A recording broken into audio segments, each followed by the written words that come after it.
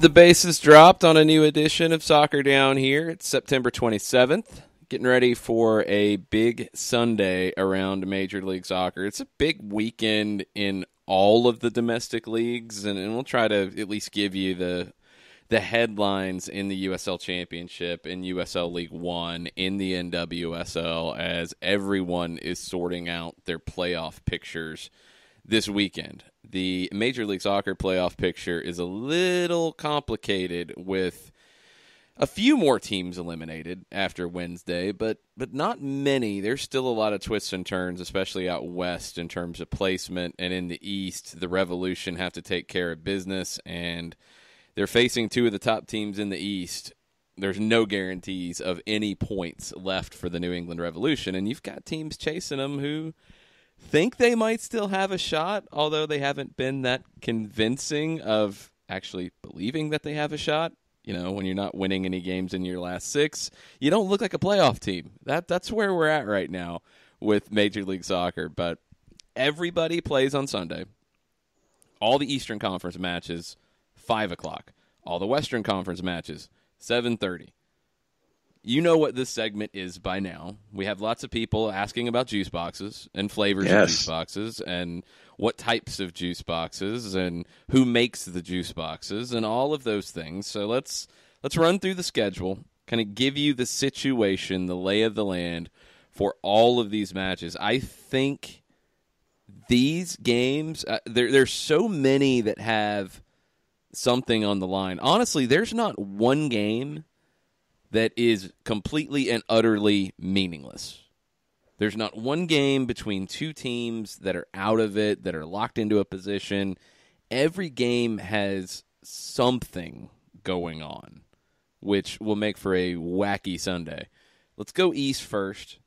We know Atlanta's in Montreal. We'll be talking about that plenty this morning. Mike Conti joins us at 10 o'clock. Doug Robertson joins us at 10:30.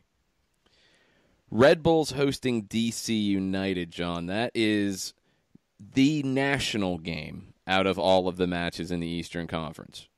DC, if they get a win, that would guarantee them a home playoff match. However, the Red Bulls have won 8 of their last 10 at home against DC. 7 of the last 9 have been clean sheets. So it's been a little one-sided when they play in Jersey. Red Bull is also 5-4-2 against Eastern Conference playoff teams. They've looked good against good competition. DC, they've won 3 matches in a row. Red Bulls have won back-to-back matches. I'm assuming the Red Bulls are a favorite here, but by how much? Started off, and this is courtesy of our friends at Odds Shark today.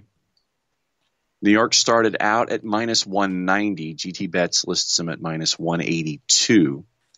DC United to win +420, and that has not moved a whole lot. The draw is +340, +350. I mean, that history is pretty significant. It's got to make you question throwing any juice boxes on DC. But they have won 3 in a row, and they've looked better than they have maybe all season in doing it. So I'm not completely convinced on even throwing an old juice box on it. Yeah, see, the way that you were responding to me meant that you were not going to touch even the most antiquated and ugly flavored juice box that you had in the back of the fridge. Your initial reaction was what gave you away. I just don't think I can do it. I think there's probably a better spot for that old juice box somewhere on this board this weekend. Let's see if it's New England and NYC, because this is a really tricky one. A draw or a win gives NYC the Eastern Conference title. A win for New England, they're in the playoffs. Everybody else is out. New England, 3-1-1 against NYC at Gillette Stadium. pretty good. New York City, since mid-April, they started slow. They couldn't find wins. They were getting a bunch of draws early on. 17-4-5 since mid-April. New England started really, really bad. Cost Brad Friedel his job. But they only have one win in their last 9. Can they get that win that they need against NYC at Gillette? I'm thinking draw. New England starts out at plus 135. If you go to GT Bets, it's plus 125. NYC to win at plus 150. GT Bets has them at plus 175. The draw option plus 300. GT Bets a little higher at plus 315. That's a pretty good draw number. I'm thinking they cancel each other out to a degree, and I think that just the way I can see this playing out, NYC is fine with a draw. They're not going to get crazy and get out of control here because they don't want to have to go into Philadelphia and must win or must get a result in the final day. They want to go ahead and seal it up. All they need is a draw. They're going to be a little safer. New England doesn't want to lose here and invite chaos on decision day where they have to come to Atlanta. I think both teams are going to be a little tight. So I'm thinking draw. I think it just plays out to where both teams are going to be happy with a draw, and that's where we end up. Agreed. Columbus, Philadelphia is next. The Crew, they were eliminated on Wednesday. Philly, if they win and NYC loses, and everything's starting at the same time, so there will be scoreboard watching. If the Union can win and NYC lose, then decision day, Chester, PA, Philadelphia can win to win the East. The Crew, their last 3 times they've hosted Philadelphia, 3 straight clean sheets. But the Union have 3 wins in their last 5, and they're coming off of a big emotional win out in San Jose on Wednesday. I think Philadelphia can win this. You just wonder about the effects of all the travel. Right. And that's what I'm looking at here. OddsShark opens Columbus at plus 112. GT Bet's about the same. Philadelphia through OddsShark to win plus 200. GT Bet's about the same. And the draws at plus 270, about the same. Philly getting over 200 on the plus side is a little surprising. That feels like it's worth an apple juice box.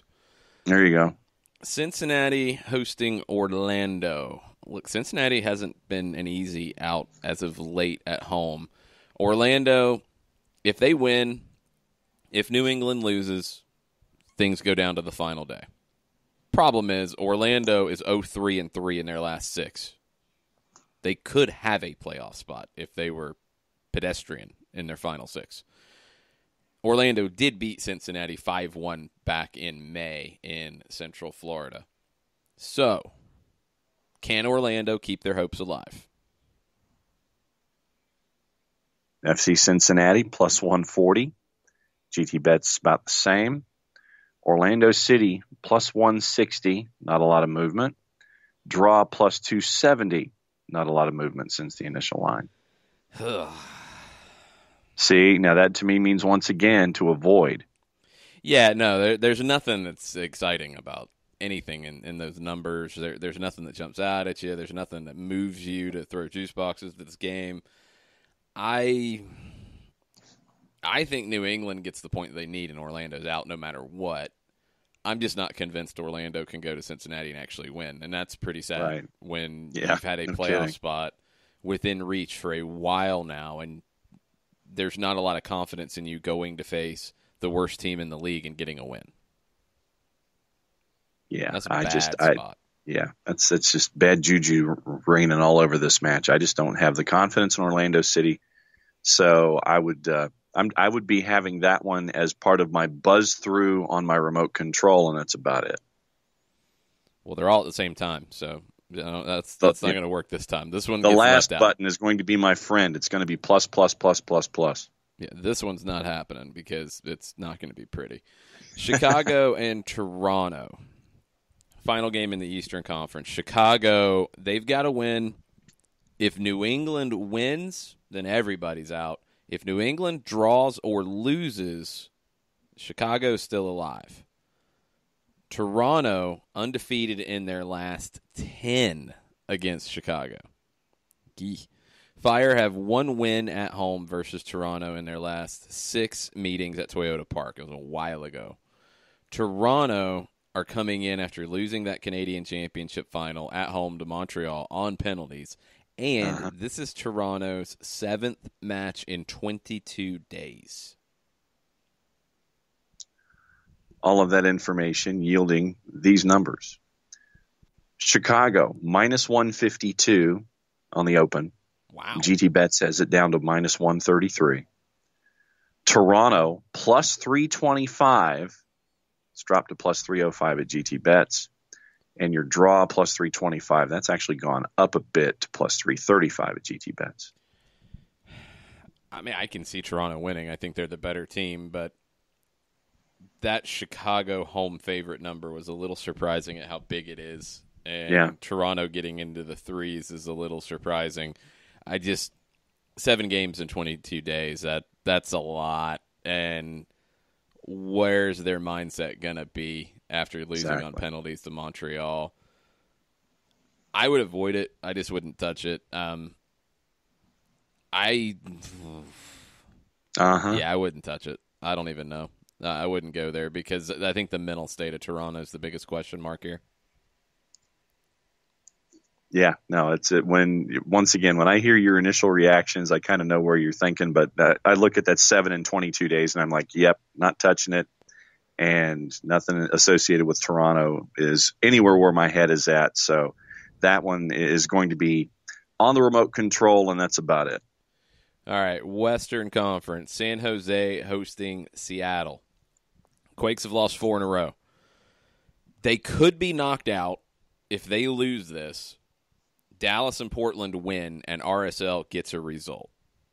It's a lot of things that can happen, but it's still possible.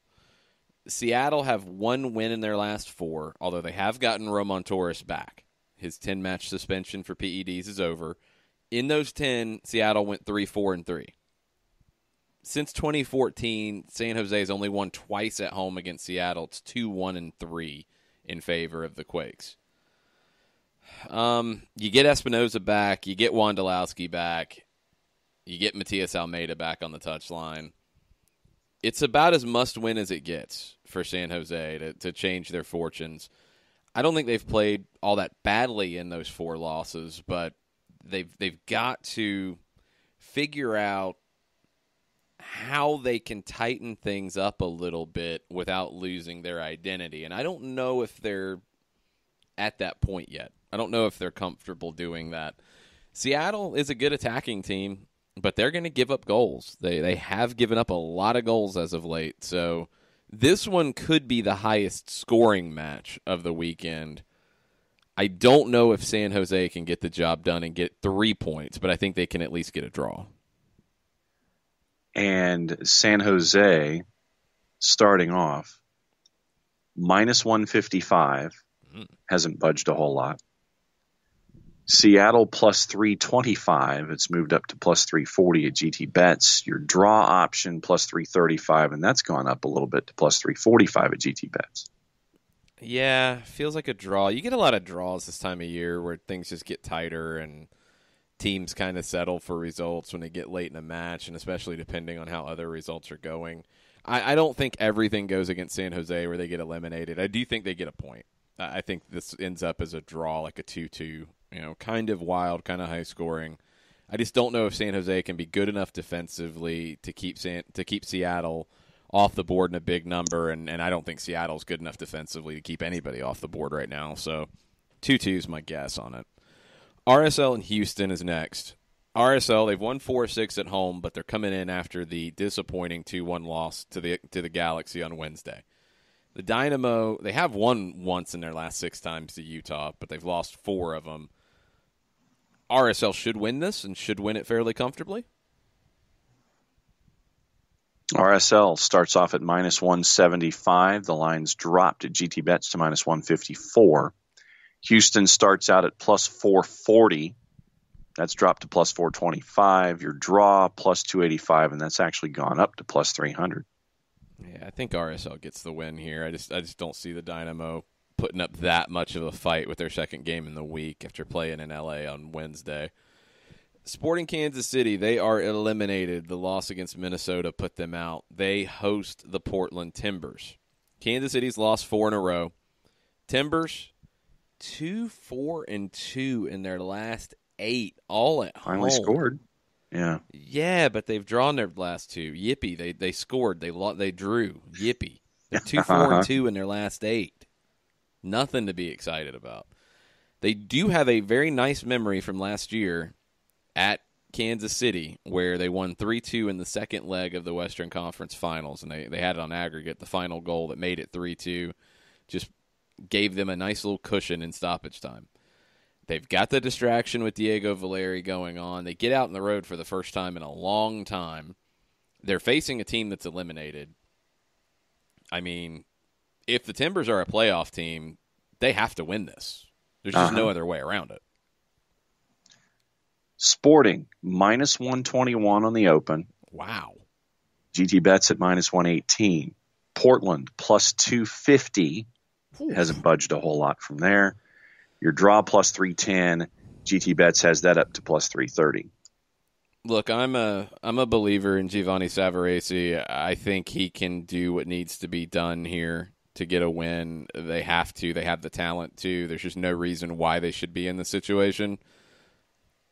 I still think they can do it, so I would go Portland win, and that would get a that would get like an orange mango juice box. I like orange mango. That's a good one. But, yeah, I think that would get it. I feel pretty good about Portland in this. All Minnesota, LAFC. Big game out west. LAFC, they've got the supporter shield. They've got the top spot in the West. What's their motivation? I mean, they want to set the record, but how meaningful is that? The Loons sealed their first playoff spot with the dramatic win on Wednesday. LAFC 0-1-4 in their previous 5 before beating Houston, so 1-1-4 in their last 6.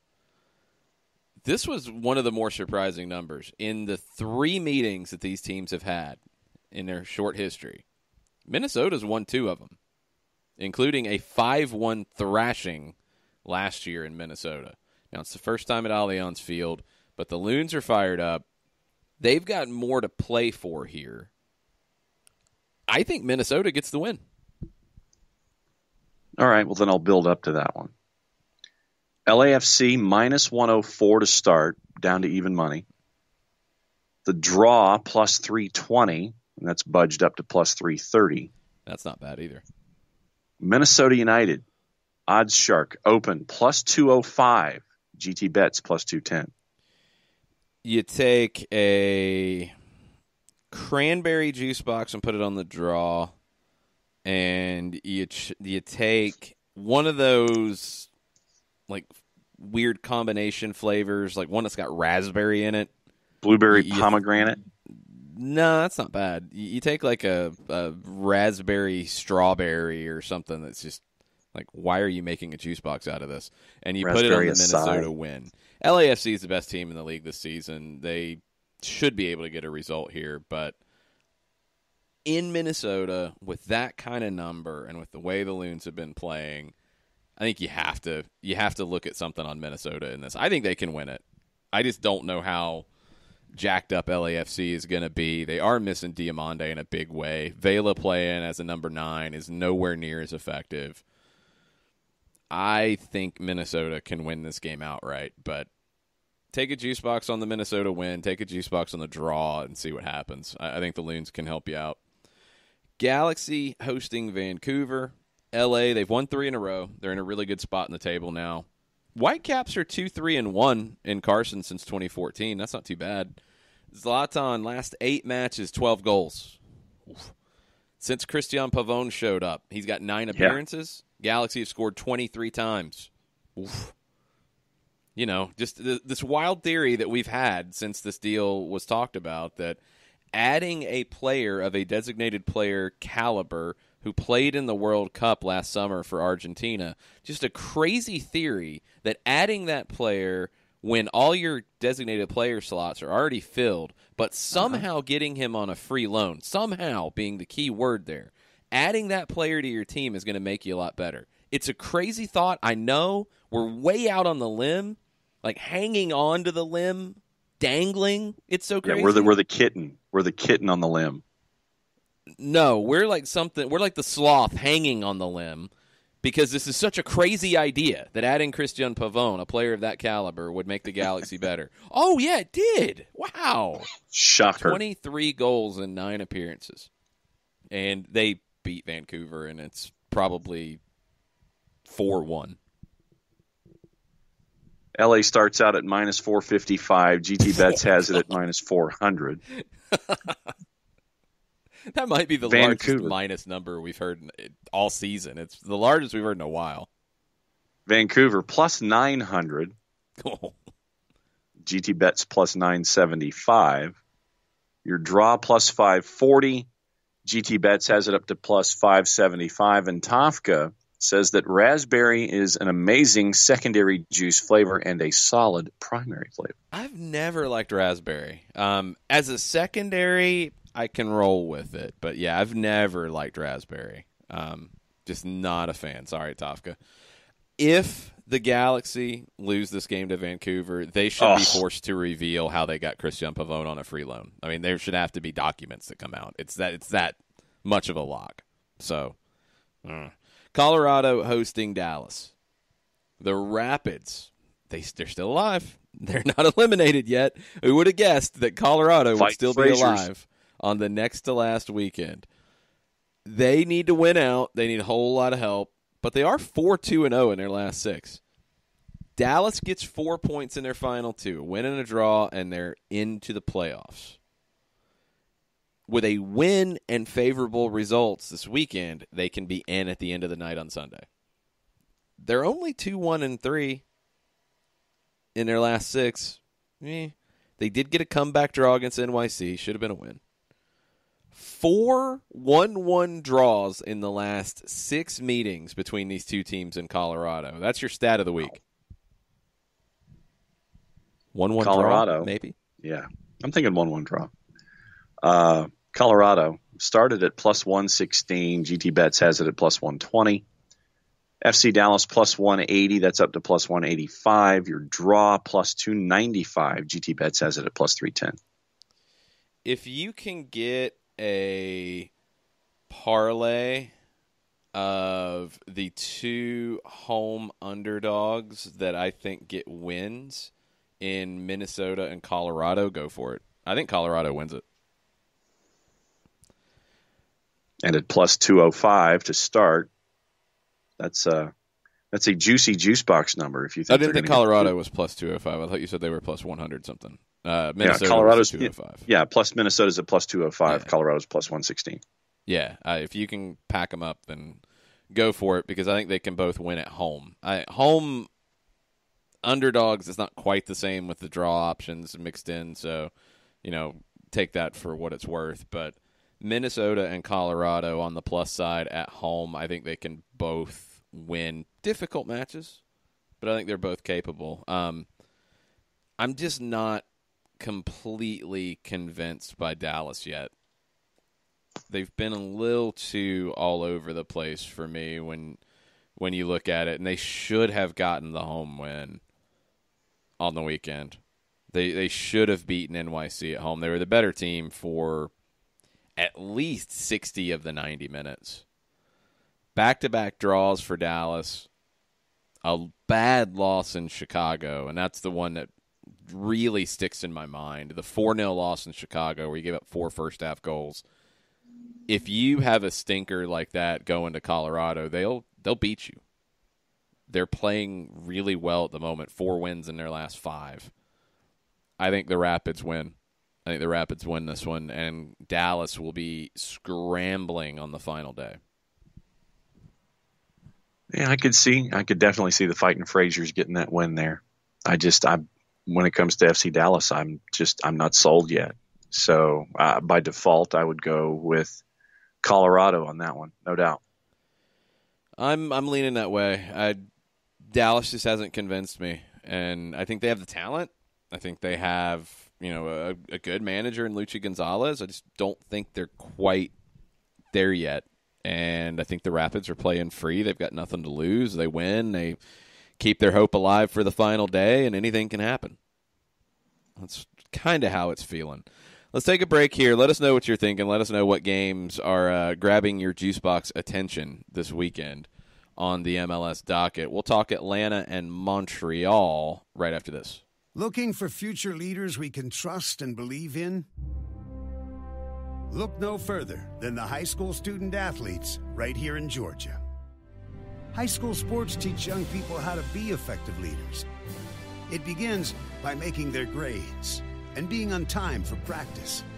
It includes learning to listen, following directions, accepting responsibility, being a good role model.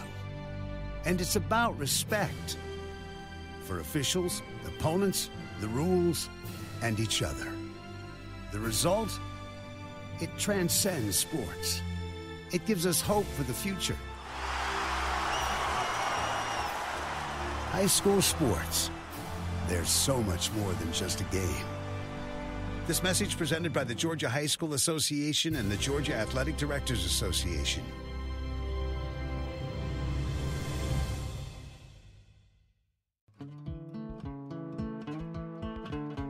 Today's show is presented by Appolinsky & Associates, personal injury lawyers with over 30 years of experience, supporters of Atlanta United, Faction, and Inter-Atlanta Youth Football Club. If you've been hurt in a wreck, contact Steve today at steve@aa-legal.com or call in 24/7 at 404-377-9191. The initial consultation is free. We know that every driver is different, and a one-size policy does not fit all. That's why Country Financial offers a variety of discounts, so you get the coverage you need and the savings you deserve. From good driver to good student, multi-policy to multi-car, we've got a discount to suit every driver. Call Jason Wright at 678-568-6871 today to see what you could save. On Facebook at Jason Wright Agency or by phone at 678-568-6871. Discounts vary by state. Policies issued by Country Mutual Insurance Company, Country Preferred Insurance Company, or Country Casualty Insurance Company, Bloomington, Illinois.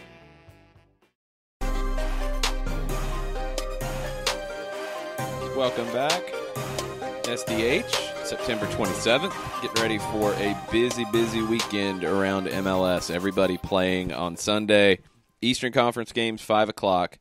Western Conference games start at 7:30. Your national TV games are DC and Red Bulls at 5, Minnesota LAFC at 7:30. Everything else is on ESPN Plus, and you might want a couple screens going at different points.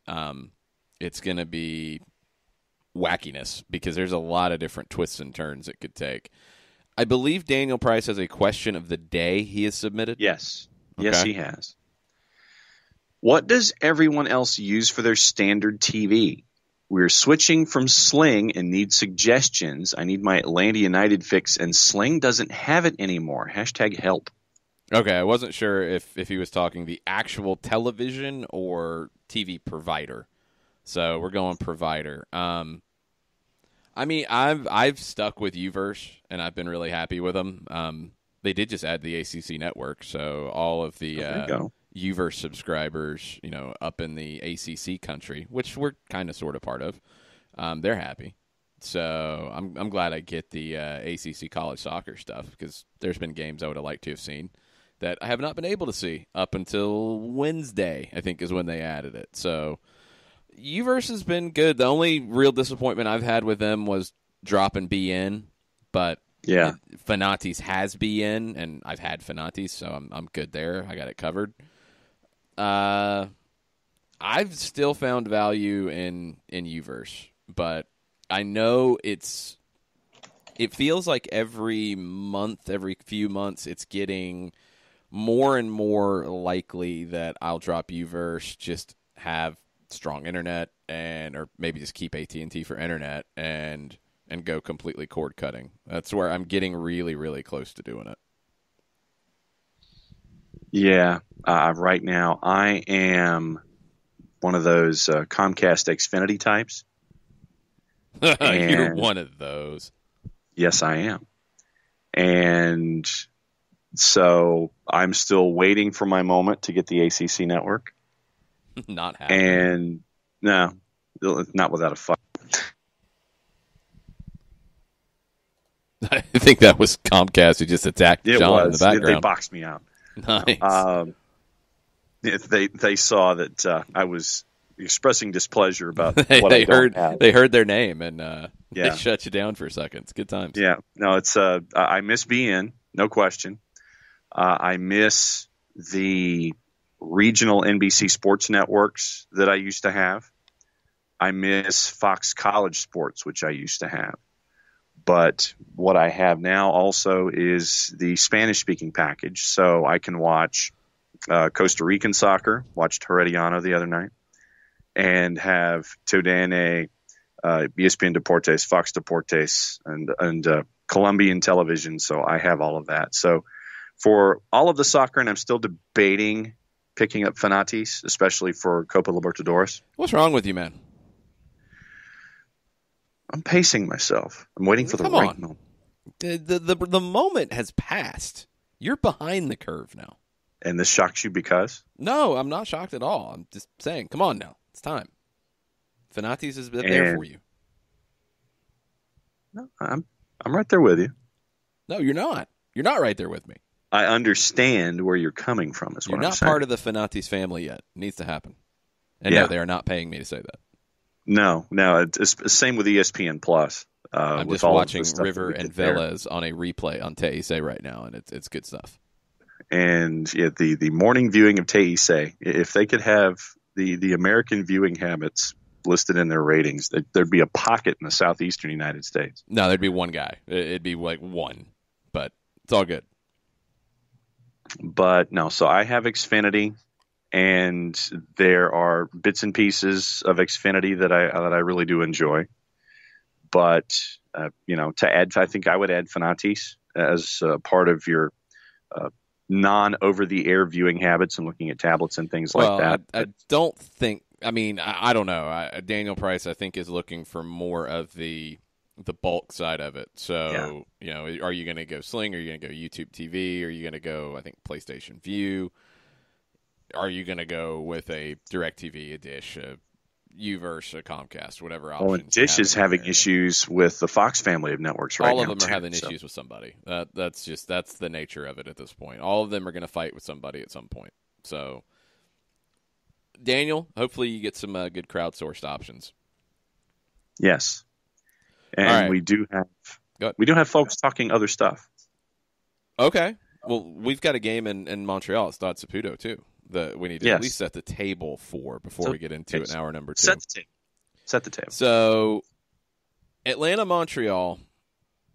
We kind of go through the numbers, the history of the matchups for everybody, and let's do that for Atlanta and Montreal. Five Stripes have won their last 4 over Montreal. 2-1 win this season, 2-1 win at Stade Saputo last year, 4-1 win at the Benz last year, 2-0 win at the Benz in late 2017. Montreal won the first meeting between these two teams at Stade Saputo 2-1 in the Kenwin Jones scored a goal game. Yes. The Leandro Gonzalez Perez penalty and red card that was later rescinded, at least the red card was. And then a late deflection from Anthony Jackson Hamel that I still think he really did do it intentionally, and that's what defeated Atlanta in that game. So it was a very narrow margin, but it was a weird one at Stade Saputo. Last year, we had a weather delay for a while, so it was another weird one. So maybe we have weirdness on Sunday. Who knows? Atlanta have scored at least 2 goals in their last 4 matches against Montreal, and Montreal has not exactly been lighting it on fire in league play lately. 3 straight losses, 1 win in their last 6. Back-to-back losses at home. One of those was to Cincinnati. Atlanta should go in and win this, even without Joseph Martinez, if that's the case. Although, if you have seen his Instagram stories, he is listening to the Rocky soundtrack lately and running with a piece of equipment that I'm not like an accustomed airbag. to. He's not running with an airbag, John. That makes no sense. I think it is some form of a zero gravity type of situation where it's not putting weight on that right leg that you can see taped up a little bit and, all that stuff. But he looked to be running in normal form, which is good to see. And anytime you're listening to the Rocky soundtrack, you're getting ready to go. So, Hearts on Fire. I don't think he was listening to that song. I think he was listening to a different one. It was on his story. If he is somehow ready to go on Sunday, I think we're having a very different conversation. I don't think so. I think that would be unnecessary at this point and maybe a little too risky. Although Joseph is a guy that if he's ready to go, he's ready to go, and you're not going to keep him out.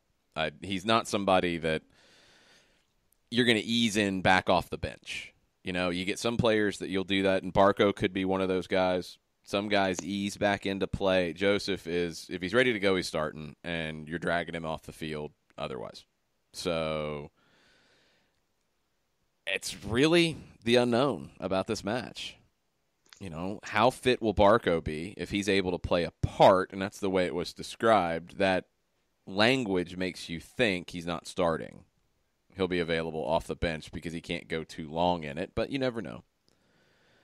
The rest of it, Gressel, is he going to be ready to go after getting the night off? Merrim didn't start. You'd think that Merrim will start this one. You won't have Remedi, assuming that means Jeff Florinowitz in the midfield.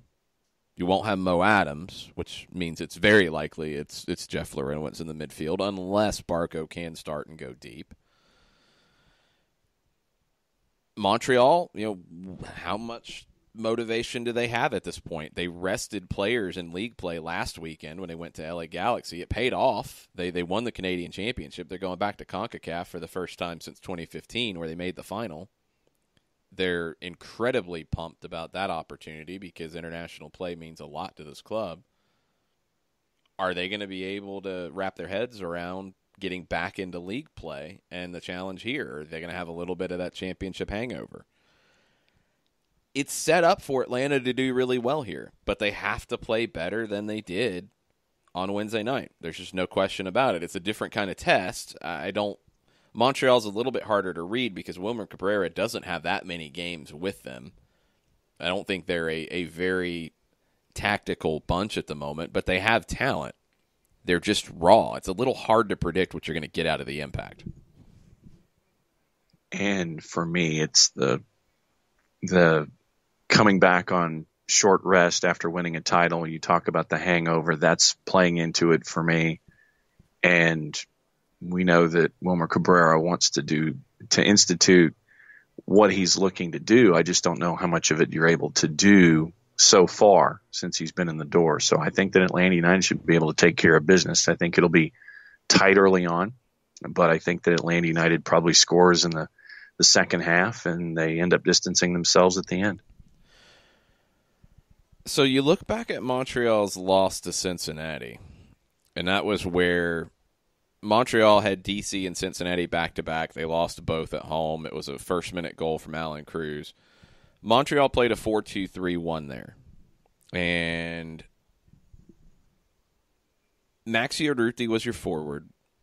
Orji Okonkwo was out on the right, but he's going to play up pretty high, as is Nacho Piatti, who was wide on the left. Bojan was your number 10 as a playmaker. If that's the four that start, well, let's say that's what Wilmer Cabrera rolls out here. You've got a hardworking forward who's going to just make life difficult for your center backs in Urruti. You've got Piatti, who's still one of the best dribblers in the league, although he's been injured a lot this year. Hasn't looked great since coming back. You've got a very raw talent in Okonkwo. Good strength from him, but and a great dribbler. Very creative on the dribble. But he also can kind of drift out of games as well. And Bojan is one of the kind of mercurial talents of the last decade, to be honest. I mean, this is a guy who came up at La Masia. I think at one point he was compared to Lionel Messi. Never got there. Bounced around as his Barcelona days came to an end. Ended up at Stoke City for a while. Loaned out a couple of times. and now he's in Montreal. Very talented, very technical. Can he withstand the physical challenges that you get in Major League Soccer? That's the biggest question when it comes to him. Behind that group of four, very good midfield. Samuel Piette, Safir Taider, great pairing. Both of those players are among the best in their roles in Major League Soccer. The back line, they've had problems at center back, honestly, for a few years now. They had a lot of bad luck last year. They just never really gotten it right this year. The main guy is Rudy Camacho. Yuka Ryatala played against Cincinnati. He played left back or left wing back for most of his career. So when you're tucking him into the middle, you've got some problems. Bakary Sagna has played a lot this season and played pretty well at right back, surprisingly. I didn't know how much he'd have in the tank this year. Daniel Lovitz has become a fixture with the U.S. men's national team in 2019. He's your left back. Evan Bush, goalkeeper. Bush is, in my mind, one of the more underrated goalkeepers in the league. Very good shot stopper. And he'll have those games that drive you crazy where he'll make 7, 8, 9 big saves. And he's an original with Montreal. He's been there from day one. Was there in the North American Soccer League days the year before. Their last season in the lower divisions. It's a team when you look at the talent on it with Piatti, with Boyan, with Piette, with Taider, with Lovitz. You get Okonkwo, who's emerging as a talent. You have some veteran leadership with Bakary Sagna. It's a good collection of pieces. It's just Remy Gard was shown the door. Wilmer Cabrera comes in, and look, it hasn't really been that great for the Impact outside of the Canadian Championship. It hasn't been that great under Wilmer Cabrera. He's lost 4 or 5 in league play. So I wonder if their attitude at this point is job done. We're going to CONCACAF. We got a trophy. Cool. Let's build for next year. And that, for me, is part of the thought pattern, too. It's like, okay, we've been grinding stuff out. We've got our trophy. We're heading to hemispheric competition. So that's another reason why I think that you might see a throttled down version of Montreal when it comes to this weekend. And so that other aspect of it just reinforces for me why I think that Atlanta United should come out of there with full points. The biggest wild card is probably the Finnish international, Lassi Lappalainen. 5 goals in 9 appearances. He's started 7 of his 9. I don't know why you would even think, unless there's an injury or sickness or something, why he wouldn't be starting at this point. But Lappalainen came in, and he was MLS Player of the Week his first week, where he had 2 goals in his debut. He's got 3 more since then.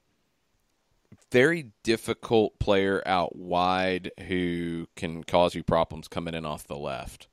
And that would be where, if Julian Gressel returns to the lineup, he would be stationed on that side, and Franco Escobar would probably have to pick him up from time to time as well if he moves back into the center back trio. So keep an eye on Lappalainen. He's the one that worries me the most from the attacking perspective. Okonkwo has had moments, like he runs really hot and cold for me. Like, he's had a couple games where it's like, you can't play this guy. He's just killing you because he's not fitting into the team. But then there's times when you don't want to play against him because he's just on fire and he's feeling that confidence. So 7 goals on the year for him. They haven't really had anything out of a true number 9 this season. Maxi Urruti, only 3 goals this season. That's just not enough for a true forward. So their goals are coming from different places. Taider's got 9 coming out of the central midfield. Okonkwo's got 7. Lappalainen 5. Those are your 3 leading goal scorers. Beyond that, it's guys like Jackson Hamel, Piatti with 3. And once again, you're looking at that lack of offense, and that lack of consistency, the lack of push, and you're adding more check marks to me to reinforce my thought pattern here. It's like you add this, you add this, you add this, and everything points in a direction that should give you what United fans are looking for. I was too exaggerated on my zero gravity treadmill. Ricky Ricardo chimes in. I've never used one of these, and I probably shouldn't use zero gravity. I don't think it's quite that good. Ricky says, after working in a PT clinic, I have clients who have used an Alter G treadmill, and I myself have been in one. You can vary the amount of gravity used, so while there is probably less gravity than normal, I doubt it's no or minimal gravity given his movement. Movement looked pretty good. Yeah. Movement looked pretty comfortable, so I'm intrigued by this. It's not quite the really craziness of, was it 2017 when he was coming back from the quad injury and he was in the thing that looked like a spaceship that was spinning him around? Oh god, it's like a G-force thing that you see at the amusement parks. Kind of. I mean, it's definitely not an amusement park ride, but yes, kind of, sort of. God, it's not a tilt-a-whirl. What was I trying to? No, it's definitely not a tilt-a-whirl. No, there's a specific name for that thing, and I can't remember what it is, but it's along the lines of a tilt-a-whirl, and I can't remember what it's that kind of a fancy it's like a gyroscope or something. Okay. I think gyro was what I was trying to think of. Yeah, it's like a gyroscopic kind of thing, and that was what I was trying to figure out. Yeah. We haven't seen that one broken out yet, so maybe that'll be today. Who knows? Whatever it takes to get Joseph Martinez back and ready to go for the postseason. Let's take a break. Let's come back for our final segment of hour number 1. We've got Mike Conti joining us at 10 o'clock. We've got Doug Robertson joining us at 10:30. We'll be right back. A ranger station. I'd like to report a bear hug. Okay. I put out my campfire and Smokey Bear hugged me. So you drowned the fire, you stirred it, drowned it again, and felt that it was cold? Uh-huh. Yep, he's just letting you know you did good. Bear hug from Smokey Bear. Status update. I'm gonna let you go now. There are many ways to start a fire, but one sure way to put it out.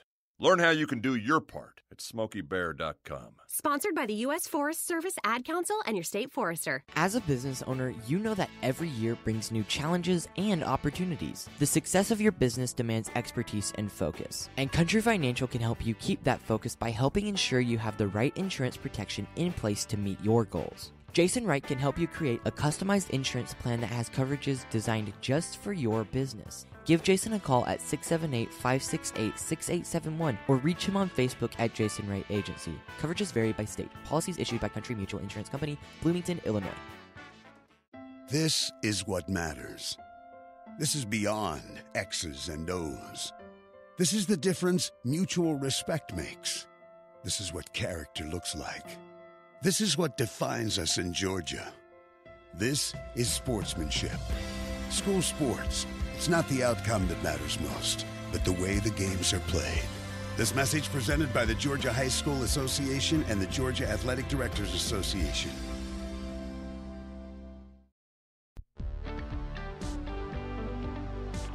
If you've been hurt in a car wreck, contact my friend Steve Apolinsky of Apolinsky and Associates. He's been representing individuals for over 30 years throughout Georgia and Alabama. Email him at steve@aa-legal.com or call him 24/7 at 404-377-9191. The initial consultation is free.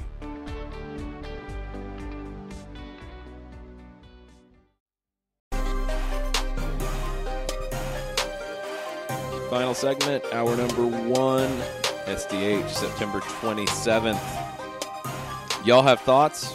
We've got Twitter at Soccer Down Here. You can share your thoughts with us there. What are people saying? That you can. Nathan Pugh is using the hashtag Friday Forgiveness and a hashtag Mea Culpa.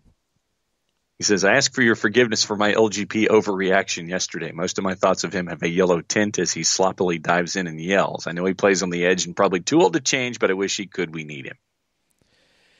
He's been really good, though. And, yeah, I mean, you wish you didn't worry about yellow card accumulation when it came to LGP. I've said it before. I think he has a reputation now, and that is unfair because there are cards that he sees that others don't that I feel like should. but I don't think his reputation has been completely unfairly earned either. And that's the bigger issue here. But just as a center back, Leandro Gonzalez-Perez is still one of the best in the league. And as we went through yesterday, there's the overwhelming majority of teams in this league that would slot him into their starting lineup, no questions asked. Also on the board, Chris Hutchison, in discussing things with Josh Bailey. Don't forget to go to @JBailey86, vote on the Bailey Daily. He's got his options up. Atlanta wins by 2 or more, wins by 1, draw or loss. Chris Hutchison says it's shaping up to be a very short playoff run this year. Wow, it's an overreaction Friday.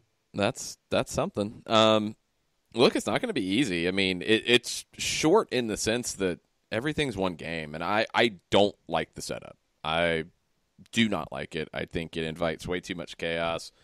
You could have, after the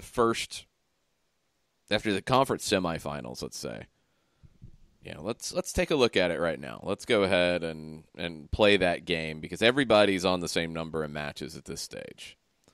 So if the playoffs started today, the bracket, NYC would have the bye. Philadelphia would play New England. Atlanta would play Toronto. DC would play the Red Bulls. You could see the Red Bulls go to DC and win. You could see Toronto beat Atlanta. Toronto has been good this season, and they'll get a chance to recover from their Canadian championship hangover. You could see New England. No, you couldn't. No, Philadelphia's going to win that. No. All right, Western Conference. LAFC gets the bye. Minnesota, Dallas. LA Galaxy, Portland. That's a dogfight. Seattle, RSL. I could see that go either way. But then when you get into the bracket, the way it falls out, you don't reseed. So you're going to get the top seed play the winner of the 4-5 no matter what. In the Eastern Conference, Red Bulls at NYC, season could be over. 90 minutes. Playoffs could be over for the best team in the conference in 90 minutes. Western, LAFC, Seattle, or RSL. They get a little bit better situation. If LA Galaxy stays in the 3, let's say the Galaxy slip. And then LAFC, first game, they're playing the Galaxy they've never beaten. Oh. Mm-hmm. Playoffs could be over. Greatest regular season in history over in 90 minutes. It invites way too much chaos. If you're New England going into Philadelphia, what's your game plan going to be in game one? Game one, the only game. You're going to play a rarely seen 8-1-1 with Gustavo Bo and Carlos Heel in front of 8 defenders. And it is just going to be, look, yeah, you guys, y'all are on your own. Go figure something out. It's all good. Otherwise, we'll take our chances in penalties. That's how you're going to get some of these games. Toronto, if they have to come into Mercedes-Benz, park the bus, slash the tires, find another bus, bring it in. Don't even worry about a jack. You don't need it. Go to the bus barn. Go to the Laredo garage. Grab as many buses as possible and bring them in. That's what you're going to get. Portland against the Galaxy, if that match happens, same thing. Portland has no problem making the game ugly, kicking everybody as much as possible, playing the 8-1-1, defend. Just take it to extra time and penalties if you have to. You're going to get games like that. That's not what this league should be looking for in the postseason. Play 180 minutes, play 2 legs.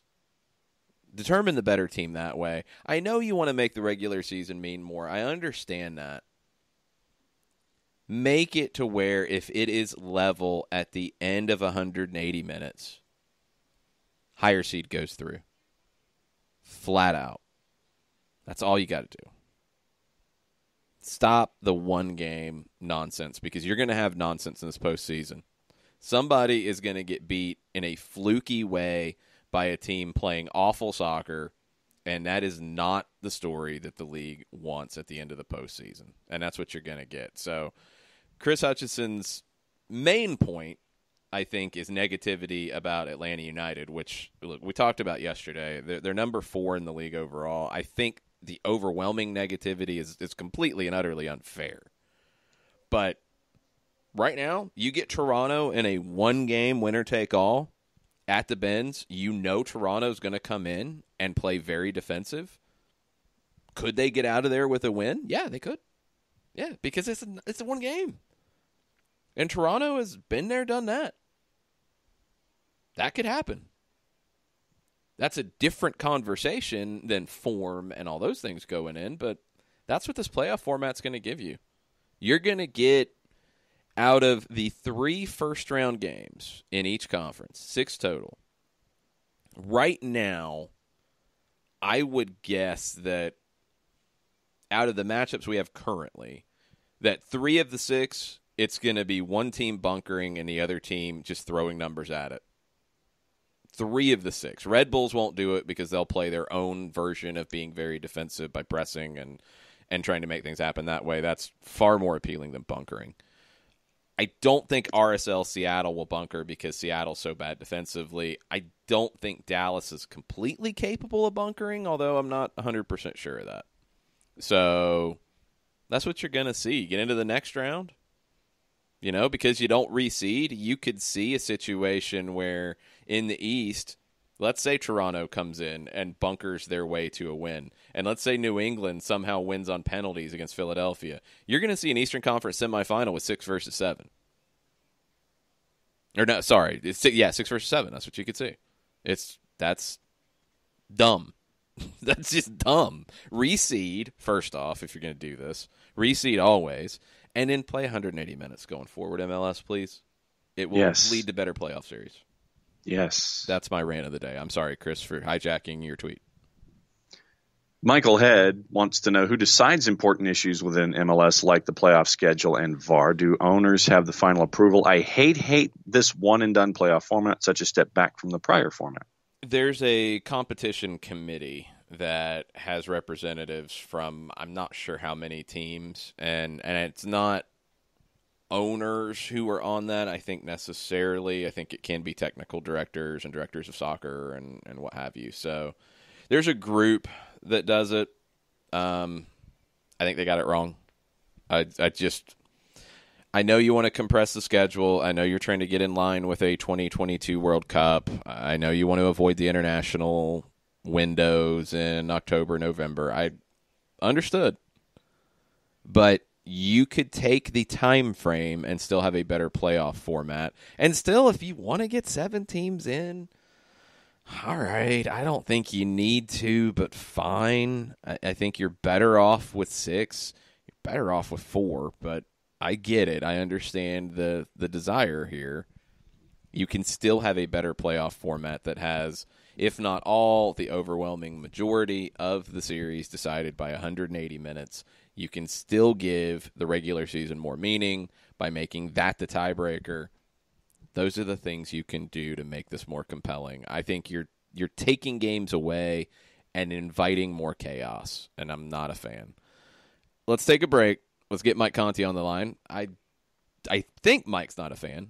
We've talked about this before, but we'll see where things stand when we look ahead at the playoffs, when we look ahead at this weekend. Mike Conti joins us next. We'll be right back. A ranger station. I'd like to report a bear hug. Okay. I put out my campfire and Smokey Bear hugged me. So you drowned the fire, you stirred it, drowned it again, and felt that it was cold? Uh-huh.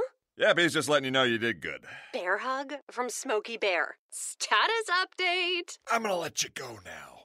There are many ways to start a fire, but one sure way to put it out.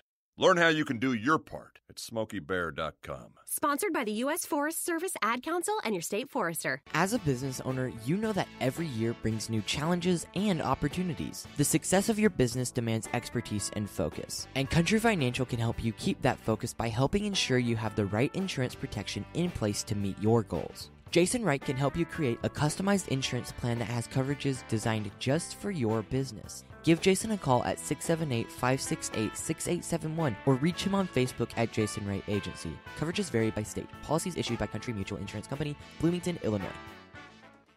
This is what matters. This is beyond X's and O's. This is the difference mutual respect makes. This is what character looks like. This is what defines us in Georgia. This is sportsmanship. School sports. It's not the outcome that matters most, but the way the games are played. This message presented by the Georgia High School Association and the Georgia Athletic Directors Association.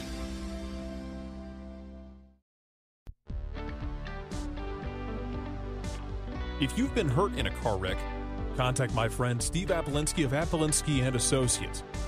He's been representing individuals for over 30 years throughout Georgia and Alabama. Email him at steve@aa-legal.com or call him 24/7 at 404-377-9191. The initial consultation is free.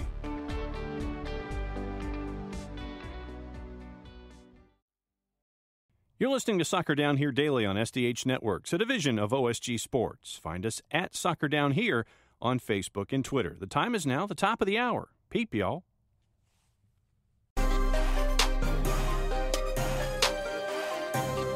Welcome back. Soccer Down Here, hour number 2, September 27th, 2 days away from not quite Decision Day, but almost. It's going to be Decision Day for a few teams because the Eastern Conference has a couple teams that could be waving bye-bye to their playoffs by the end of the night on Sunday. The Western Conference could have maybe one team waving goodbye, maybe two if things get really weird. It's going to be a weird day. We'll be in Montreal for it, myself and this guy, Mike Conti. What's up? Doesn't it kind of feel like a decision day a little bit, the way they've set this up? All the some. Eastern Conference games at 5 and Western Conference at 7:30, and I mean definitely in the East, Jason. I mean I think we'll know not only who's in but seeds. Or there maybe 4 or 5 could flip, or 4, 5, 6. But I mean I think by 7:30 on Sunday we're going to know, and I think we're going to have a pretty good idea of whom Atlanta United's going to play on October 19th. It could really, if you look at the matchups, if you look at the table, it really feels like we're going to get some answers on Sunday.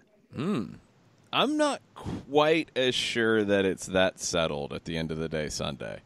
Just looking at some of the matchups. Like, DC, if they win at Red Bull Arena, they would get the 4. I don't think they do that. I don't think they get it. New England, if they get a win, they're in the playoffs. No questions asked. I don't think they do that. Yeah, but there's some tricky ones. But there's another way they could get in too, Jason, right? If Chicago loses to Toronto and New England gets a draw, New England is in. Montreal has a very, very weak pulse right now. Yeah. But if they were to win and New England were to somehow lose, Montreal is still alive. Orlando kind of wobbling and ready to get knocked out. But at Cincinnati, where you think they can win. And look, I mean, New England's got New York City. Chicago is hosting Toronto. So New England and Chicago are home. Montreal is home as well.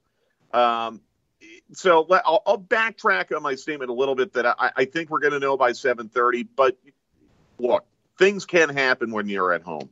I think you've got some road underdogs, if you will, that could really be barking on Sunday and could kind of nail everything down. I think the team with the most pressure on itself, believe it or not, is Philadelphia, because there is actually a way where Philadelphia still has a path to the number 1 seed, believe it or not.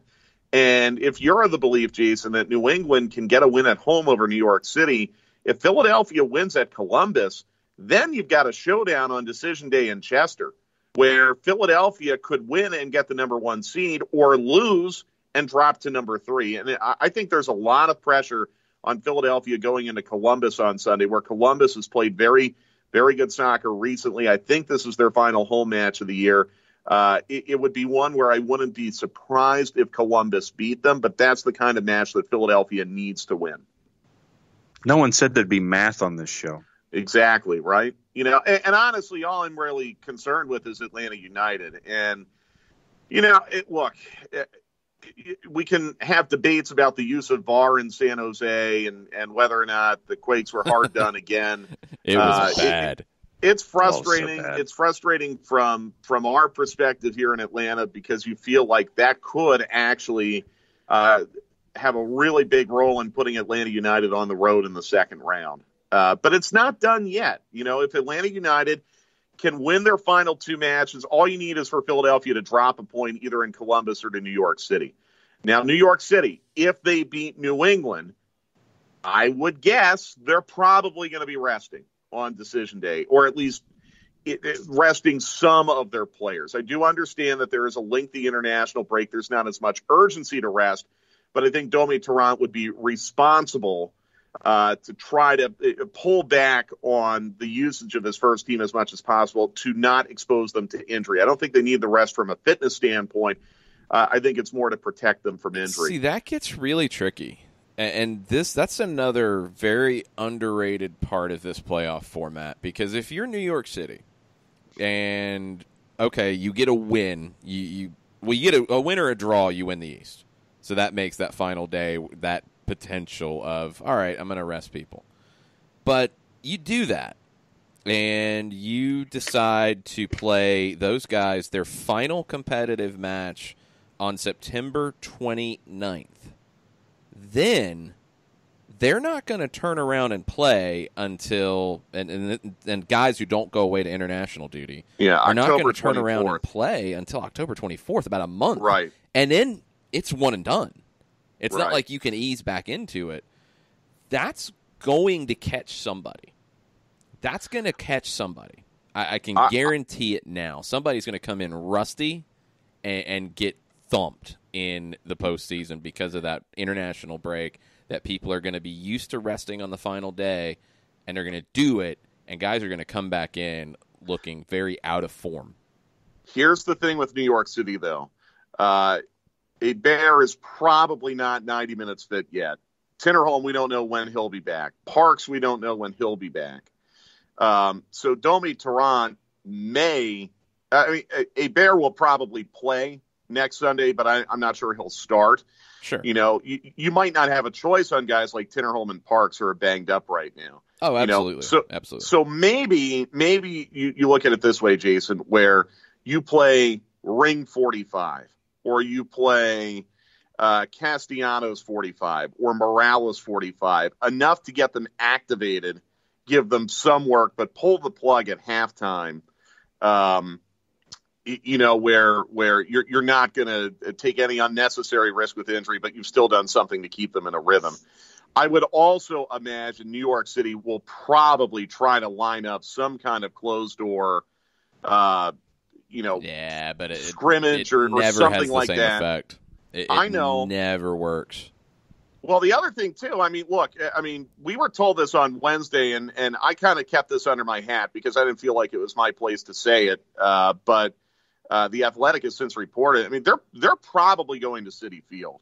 That's another interesting thing, too. Assuming they get that first round bye, and it's not done yet, but I think they will, the Yankees are probably going to be in the ALCS on October 24th.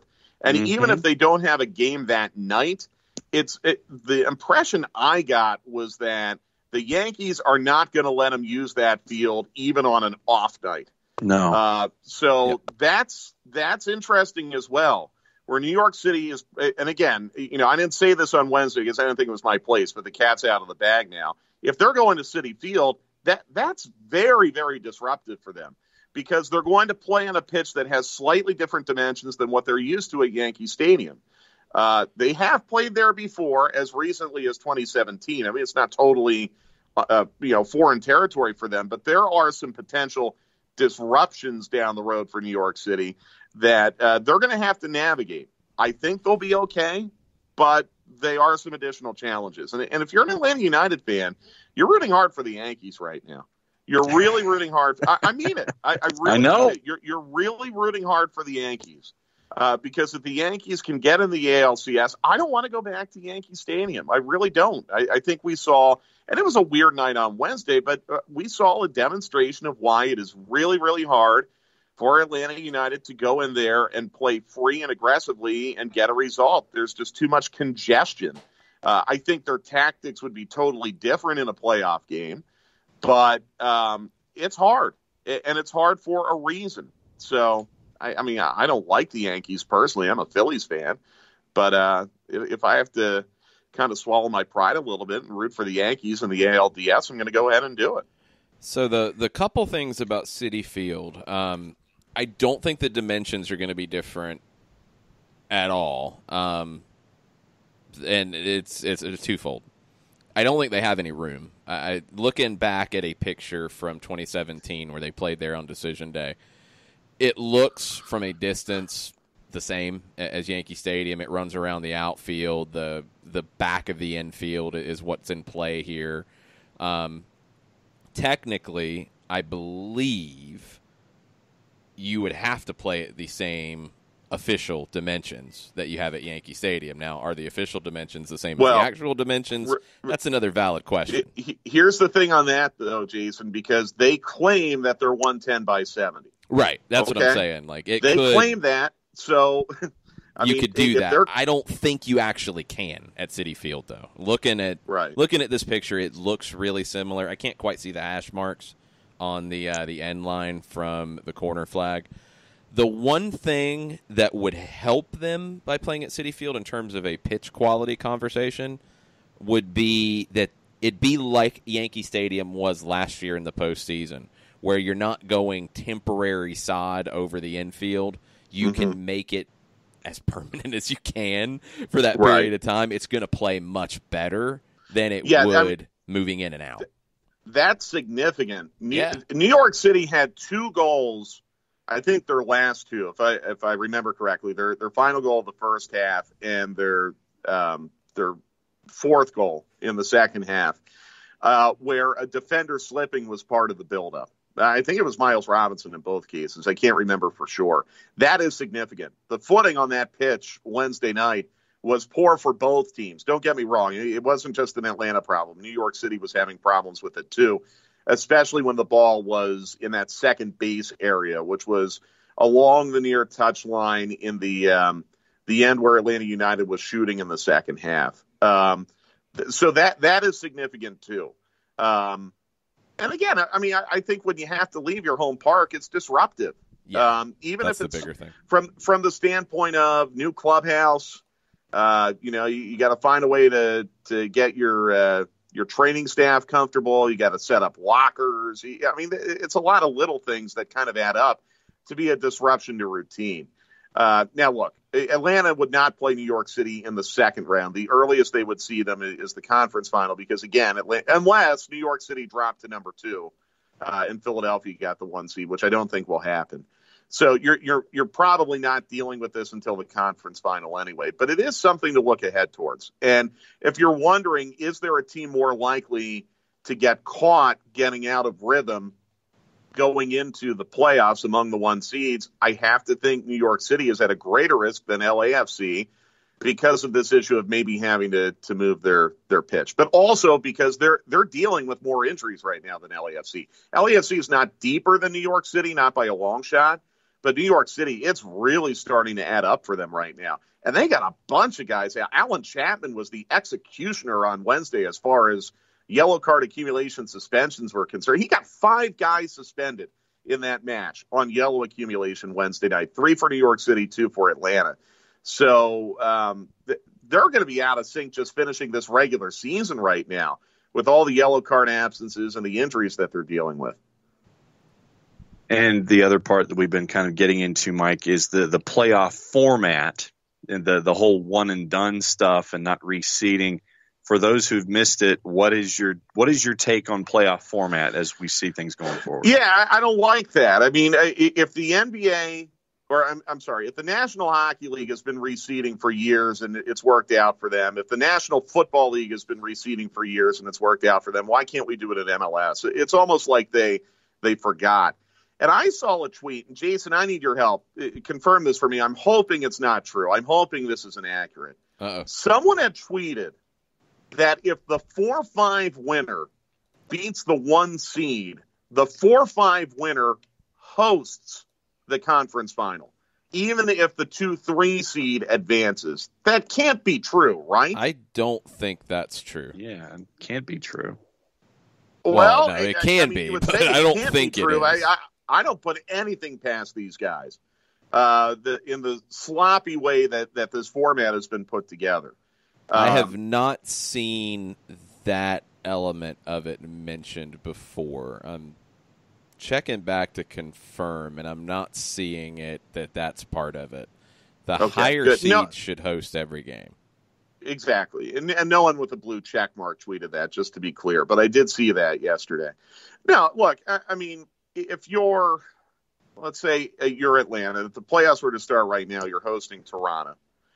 And you beat Toronto and Philadelphia gets upset by New England. Is it fair to New York City, the number one seed who did the work to get the number one seed, to put them into a guaranteed fixture with DC or Red Bulls, and Atlanta gets the advantage of playing New England? I don't think that's fair. No. And I'd be saying that if Atlanta United were the number one seed. I mean, to get the number one seed, especially if you're only going to give one team a first round bye, I think you've got to create a real incentive, a real reward to make your regular season meaningful to get that number one seed.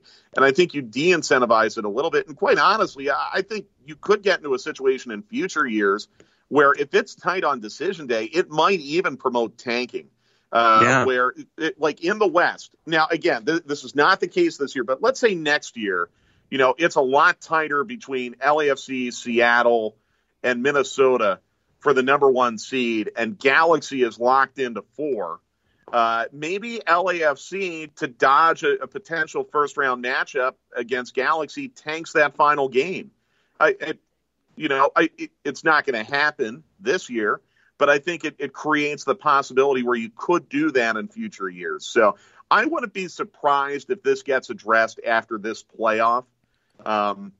Again, I think it's something that they didn't really think enough about when they went to this format. You're going to have 2 more teams coming into the league next year, so 13 of the 26 teams make it. You have another window where you can go in and make that little tweak to the format, and I think it's important. According to the MLS article last year when they announced it, they said the higher-seeded clubs will host all matches. Good. Yeah, that makes sense. When I saw that yesterday, I just shook my head because that would be total nonsense and something that would be very, very easy to correct. So let's get to the match Atlanta has ahead of them on Sunday in Montreal. The Impact won the Canadian Championship. They're going back to CONCACAF for the first time since 2015. Mm-hmm. Where's their head going to be in your mind? Are they going to be really into this, or is it kind of, all right, 2 more games and then we just prepare for CONCACAF next year? Jason, I have no idea, and that is such a huge, huge question. Because you're right, that they had a big emotional result Wednesday. Went to penalties, got some help from the woodwork, got some help from Toronto, won the road leg, going to the CONCACAF Champions League. They win a domestic championship. Think about how Atlanta United and where they were mentally after winning the U.S. Open Cup.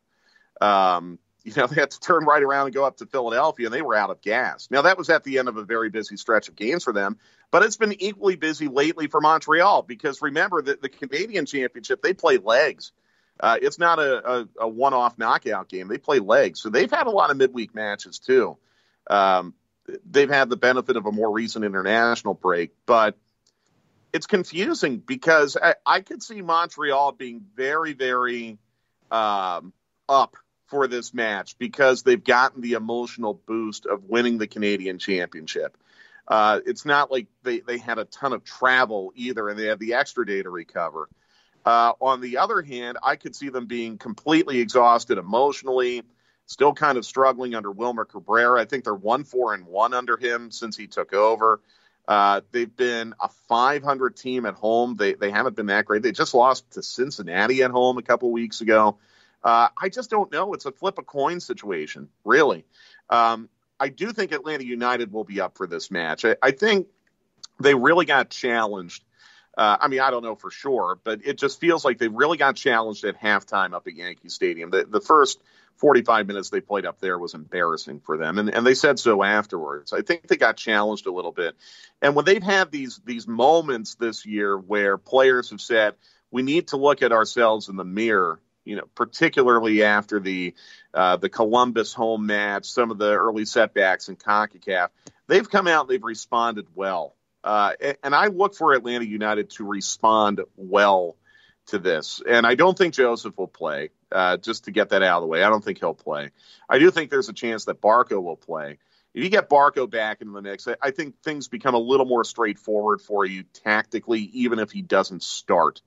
Again, you go up to Yankee Stadium on Wednesday, no Barco, no Joseph, essentially no Gressel. You're going to have a tough time. Hold that thought. You want an update from training this morning? Go right ahead. Chris Vermeister, Pro Soccer USA, tweets that starters from Wednesday are in the gym this morning. Joseph isn't out here, obviously, but right. Julian Gressel is with the group. Joe Patrick chimes in that Andrew Carlton is training with the first team this morning as well. Right. Oh. Right. Yeah, actually, someone tweeted us a question this morning, guys. I don't know if you two were tagged on it about if Carlton should be up with the first team, because he has played great with Atlanta United too over the last couple weeks. Has played really great last month. Yeah. I mean, why not? Why not at this point? I'll take it a step further. I think you're having a conversation about maybe even starting him on Sunday. Again, depending on Barco and what he can give you. I do think I've seen some of the tweets too, and I'm a little confused. It sounds like, if I'm piecing this together correctly, that the Wednesday starters are doing a regen, and those that did not play Wednesday are doing a full train. That's the way I interpret it. I don't interpret it as Barco and Gressel are off to the side because they're hurt. Right. I don't take it that way. I think everyone who played Wednesday is doing a regen. Everyone who did not, because remember, they'll practice tomorrow. They'll have a, whether it's a walkthrough or something, they're going to do something tomorrow before going to Montreal. So it's not like this is it, that this is their only day to train and then they're going up north. They're going to train tomorrow. So again, I stand by everything I just said, even after those updates. I don't think Joseph's playing. Joseph got a lot of people excited on that treadmill thing, and that's great, but I think it was a little hard to see. Joseph was using that inflatable suspension thing where I don't think his right leg or foot was actually making contact with the tread, or the weight was off the right leg or foot. So it just seems to me like he's got longer to go. We'll find out from Frank. He's going to speak this morning. But if you can get 30 minutes out of Barco and you can get Carlton into that mix, and the other guy that I think no one has really talked about, but with Mo Adams and Eric Remetti both out on red card or on yellow card, Kevin Kratz is someone that I think we've all just kind of forgotten about. And it would make a lot of sense, I think, to bring him up to Montreal to maybe give you some help in the midfield, not necessarily as a starter, but someone who can come off the bench, because he as well has played pretty well and has gotten a couple reps now in USL Championship where he should be back to full fitness. So I think you've got a lot of different possibilities, but I think Atlanta United will be very up for this on Sunday from a mental standpoint, no doubt about it. One other guy, Mike, that I had kind of spot chatted was Jeff Lorenowitz, and trying to figure out what he might be up to. He's definitely starting. I don't think I would be. I don't know any way how Jeff Lorenowitz does not start in this match with Remetti and Mo Adams both out, right? So he should be fresh. Honestly, guys, I think one thing that was really lacking for Atlanta United Wednesday night, and something that Jason and I talked about during the game broadcast, is even though Joseph doesn't wear the armband, there is a certain degree of emotional comfort that Joseph gives you when he's out there. And I think there was a little bit of a leadership vacuum for Atlanta United that Brad Guzan really, really tried to fill after they gave up. What was it, the second goal, Jason, when he went out to the kickoff and patted everyone on the back as the captain that night? I mean, he tried, but there's a certain difference when you have an outfield player wearing the armband in that leadership role as opposed to your goalkeeper. Right. You need Jeff Lorenowitz on the road, in my opinion, as a veteran player to steady this team. One interesting fact, guys, that I think a lot of people don't realize.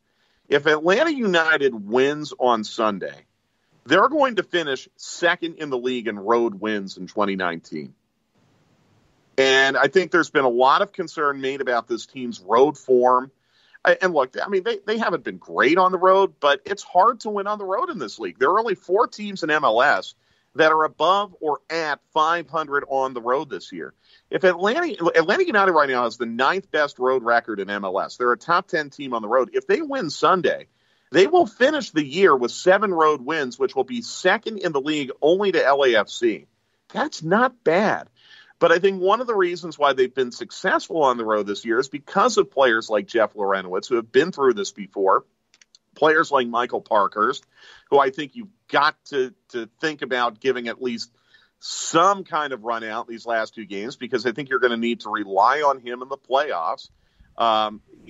You're missing those types of players and the presence they bring out on the field. And I would really, really expect, I'd be stunned beyond belief if Jeff Lorenowitz is not starting in this match on Sunday, because Mo Adams and Eric Rometti are not going to be options. It's going to be very interesting on the lineup. One thing about Andrew Carleton, to maybe put a little bit of a damper on it, is that he is suspended from the Atlanta United 2 match this weekend on yellow card accumulation. So there's no reason for him to train with the 2s today. I still think he can take him to Montreal, provided, it's possible. Of course, it's possible. Provided, of course, he knows where his passport is. Yes, there's that.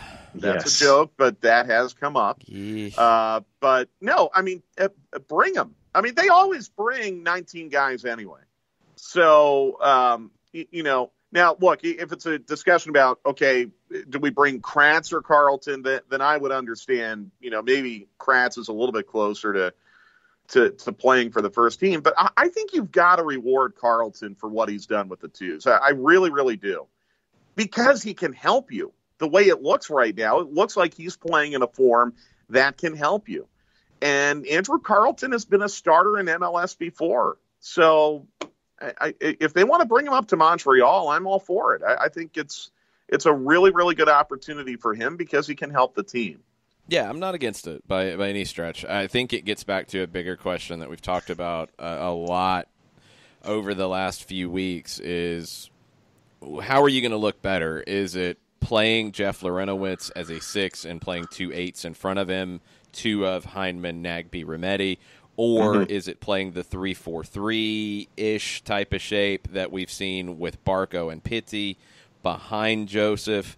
Without Barco, Carleton would be the most likely replacement in that type of spot. And if you decide that's how we want to look in the postseason, let's start preparing for it now, then, yeah, if Barco can't go 90 minutes, and I wouldn't expect that he could, you split the difference between Carleton and Barco and play with Pitti behind Vasquez in Montreal, and it could work. We'll have to wait and see. Let everybody know we have some different broadcast plans this weekend, just so everyone is aware. Yeah, so next 2 weeks, this Sunday and next Sunday, we're going to be on Star 94.1. Same amount of coverage. We're doing the same things. 4:30 for the Five Stripes Countdown, 5 o'clock kickoff. We'll do a full 1 hour full-time report. We'll still post all that. But because the Falcons are also playing this Sunday and next, we're going to be on Star 94.1 this Sunday at 4:30 and next Sunday same time as well to finish out the regular season. And then if we do end up playing on October 19th in the playoffs, and it looks like that's what it's going to be, we'll be back on 92.9 The Game for that one. Oof, all the stuff on a busy Sunday, and then poutine afterwards. It's going to be a hectic trip to Montreal. Poutineville. I hope they have a big table. It sounds like a lot of people are going. I'm looking forward to it. We're going to need a lot of chairs at Poutineville after this one. Hopefully we'll be talking about who we might be seeing in the postseason. Thanks, Mike. I'll see you on Sunday. Okay, guys. Take it easy. Be good. We're going to take a break, get Doug Robertson on the line. We'll get an update from Marietta right after this. Looking for future leaders we can trust and believe in? Look no further than the high school student athletes right here in Georgia.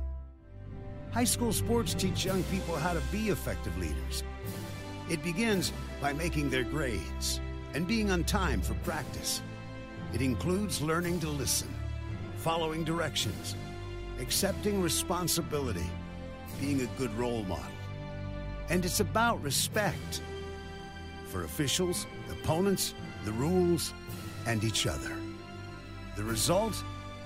It transcends sports. It gives us hope for the future. High school sports. There's so much more than just a game. This message presented by the Georgia High School Association and the Georgia Athletic Directors Association.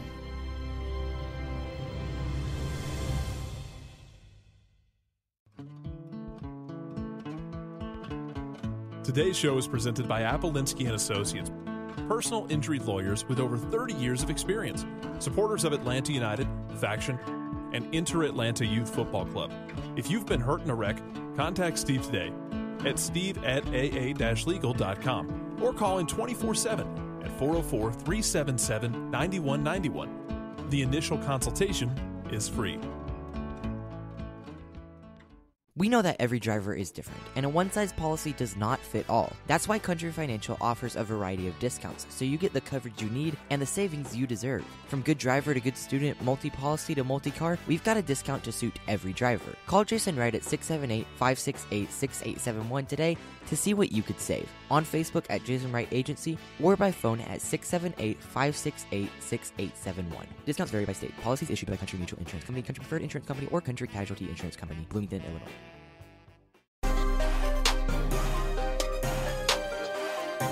Welcome back. Soccer Down here. Getting ready for a trip to Montreal on Sunday. Someone else who will be making the trip to Montreal is Doug Robertson. He joins us right now. What's up, Doug? Bonjour. Ah, very nice. Oh, wow. You ready for that poutine on Sunday after the game? Oui, oui.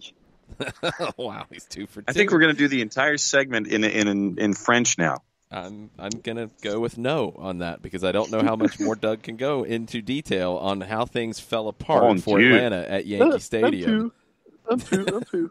If you can explain that one in French, Doug, go for it. Mon Dieu, that'd be about right.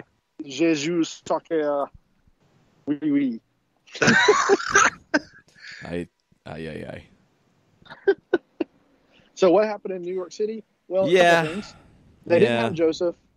I think that Frank overthought the lineup a little bit. To me, when a team goes into an important game, I don't think you should start goofing around and messing with the lineup. And so we started Brandon in place of Joseph, which I thought was a good thing. But then we were starting Tito at left wing in an unfamiliar position, Flo Pogba at Yankee Stadium where he's never played before, which is really weird. Franco at right wing back, which he hasn't played in a long time, at a weird stadium. Pitti, who's never played at Yankee Stadium before. Leandro on the right of the three center backs, which he's done, a few times this season. But again, at this weird stadium, I think you put it all together, and the team mentally maybe just had a little bit of hesitation and wasn't as sharp, and things fell apart pretty quickly. Well, and at the same time, you're looking at the absences of no Joseph, no Barco, and trying to think ahead to Montreal. So it's a delicate balance for Frank DeBoer and the staff in trying to figure out 11s and 18s in the sprint to the finish, no? No, but I think he could have kept it a lot simpler. You started, for example, Mo Adams at LAFC against Vela. I don't know why you wouldn't consider doing the same against Matrida at NYCFC. And then you could kind of keep everybody else, the same center back grouping together in their positions that they're used to, things like that. But anyway, it doesn't matter now. It doesn't matter. He's paid to do the job, and he knows a lot more about it than I do. I just thought it was a little bit curious and maybe a factor in why they just mentally weren't good to go. And, it's a worrisome trend this season. Or not a trend, but there are worrisome incidents of this happening again and again this season. And I don't know what the consistent factor is. I don't think not having Barco was a factor because right now they've played more games without him than with him. I think they're used to that. Obviously, not having Joseph is a gigantic factor, but they still created chances. They had 2 chances in the first 5 minutes or 8 minutes and just failed to put either one of them away. One by Franco, one by Pitti. I think it was Franco. But anyway, that's just how it was. So we're going to mix things up a little bit today because Doug's looking over his shoulder waiting on Frank DeVore's media availability. So let's go ahead and get the predictions in now, and we'll talk more about Montreal after it. So the trophy is going to Doug at the end of the season. Yep. I'm trying to finish in second place. I've still got a shot if I can beat the listeners on the Mucha Plata Cup. That's what's at stake here. So Doug is just playing to try to set a record for points, I believe, in the table. Yes, exactly. And John is playing for pride, I guess? If I can't have it, then I try to create as much trouble as humanly possible for everybody else along the way. We'll create some trouble with a prediction. Just to give Doug a laugh at the Children's Healthcare of Atlanta training facility, I'm going to go with the Velvet Driving Slipper Lock of the Week, 2-1 Atlanta United.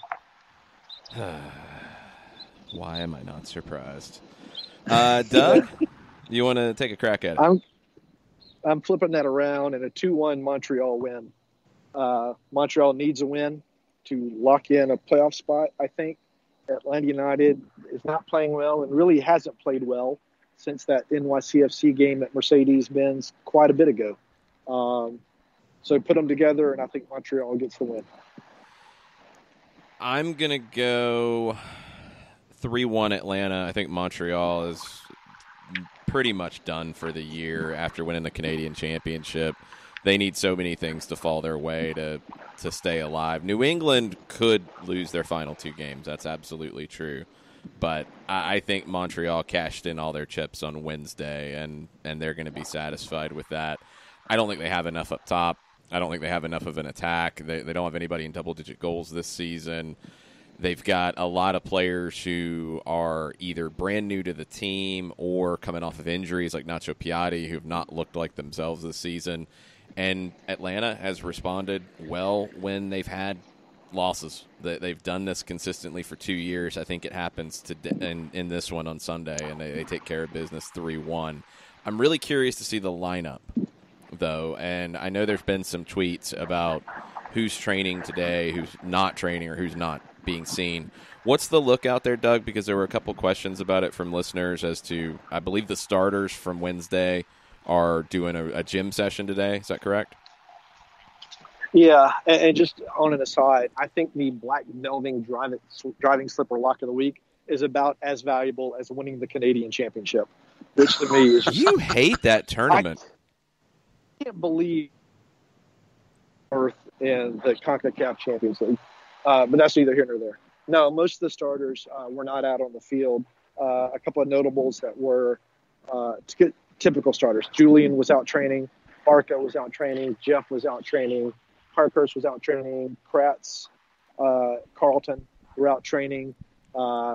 Most of the other guys were in the gym, just doing regen and things like that. I'm really curious to see the starters for both teams. I think that part of Atlanta United's issues these past few games is I think they're just a worn-out team because they've played a lot of soccer, a lot of high-stress soccer this season. 42 matches. They can't fall farther than third in the standings. So I guess Frank has to weigh just possibly giving these guys, just kind of a mental and physical respite until that first playoff game versus trying to get in good form going into the playoffs.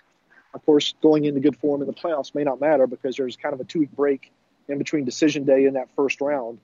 So it doesn't really carry over very well as opposed to just giving these guys, some of the starters, just, let's just train for about a month, lower the stress levels, and be ready for the playoffs. I don't know which way you go if you're Frank in this one.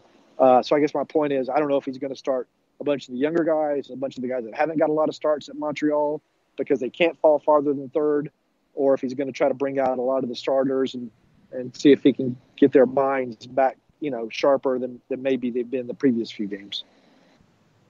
Yeah, I was going to ask, you kind of went into it. Do we see Kratz and Carlton making the trip? Do we see, say, Kratz getting a start, Andrew getting minutes at the tail? I mean, how repetitive do you think short of the yellow card accumulation, how repetitive do you think that lineup is going to be that we saw midweek with some folks hopping in that weren't around? Well, they don't have Rometty. They don't have Adams. So I think you're definitely going to see Lernowitt start at Montreal.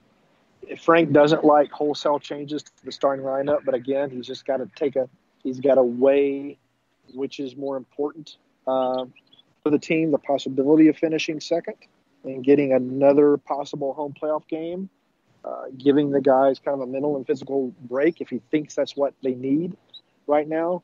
It's some big decisions. And, I mean, you could see just a whole different starting 11 than you've seen this year. You could see a lot of the same faces with Jeff Lernovitz added back in. It's going to be weird.